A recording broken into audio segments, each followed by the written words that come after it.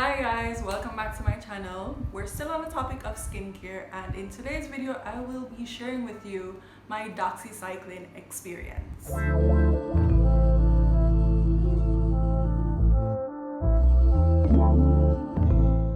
Before I get into Doxy and how I got on it and all that it did to my body, let's start with what actually led me to this point. So I'll take you back into my skin journey. So about last year, December, I noticed that my skin was not at its optimum and it was behaving in a way that was not normal. I was getting more pimples than usual and my face was way more textured than usual, and I just didn't know what was causing it or what would relieve it. And it was not nearly as bad as it became this year, but I was trying to work on it with my turmeric soaps, and while it didn't make it worse, it just didn't make it better. And my skin did look glowy, but the texture just wasn't going away. And so fast forward to this year, about February or March, it got progressively worse. I started experimenting with other products, some The Ordinary products, some a carrot soap. I think the carrot soap was really what did it, and my skin was inflamed. I didn't know it then, but having gone to the dermatologist, I know now that my skin was inflamed.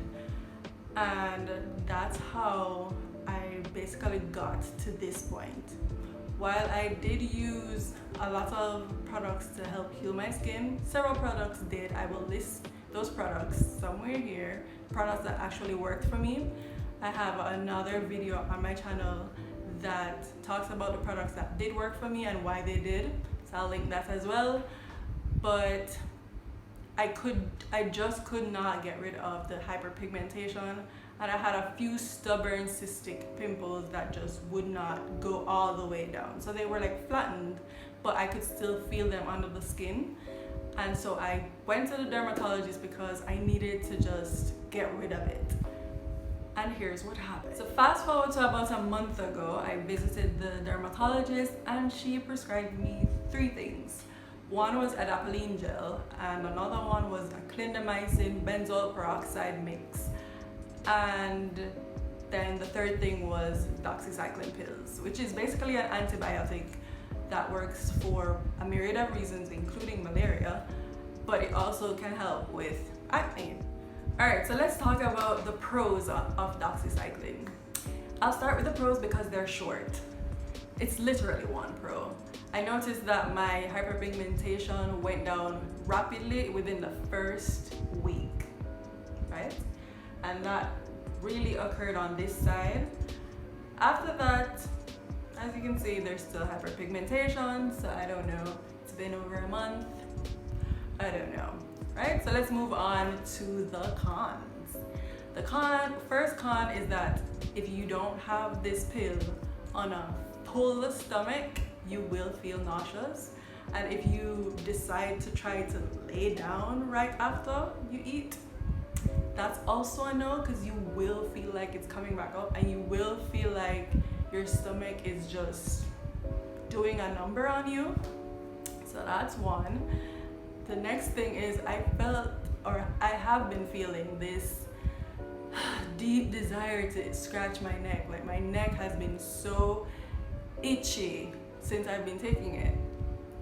And then 3, I think I've been feeling extremely hot during the night. I guess you can call it night sweats, but I really don't know if this is exactly attributed to the doxycycline, but I never had that problem before. So it's one of us and it's not me. So those are my pros and cons on doxycycline. I'm really waiting to see if at the 3rd month, which should be my final month, if my skin will get itself all the way together and if doxycycline will really have made a massive impact in my acne and scarring. Most of the scarring, because the acne is basically gone now. I don't know if you can tell, but my forehead is quite clear and my cheeks are quite clear. It's really just hyperpigmentation at this point, and I'm happy for that, but I'm really needing the hyperpigmentation to go. Of the 3 products I was prescribed by the dermatologist, I would definitely have to say that Doxycycline was not my favorite. If I had to rank them, I would go with the adapalene gel being my favorite at number 1. Number 2, the Doxycycline, because it did work on some of my hyperpigmentation. And then number 3 would be the clindamycin benzoyl peroxide mix. And if you guys want me to do a video on how the adapalene gel and the benzoyl peroxide and clindamycin mix worked on my skin, I'd be happy to do that in another video. Just leave me a comment down below telling me that's what you want to see. And that's all I have for you guys today. And if you enjoyed this video, don't forget to like, share, and subscribe. And I'll see you in the next one.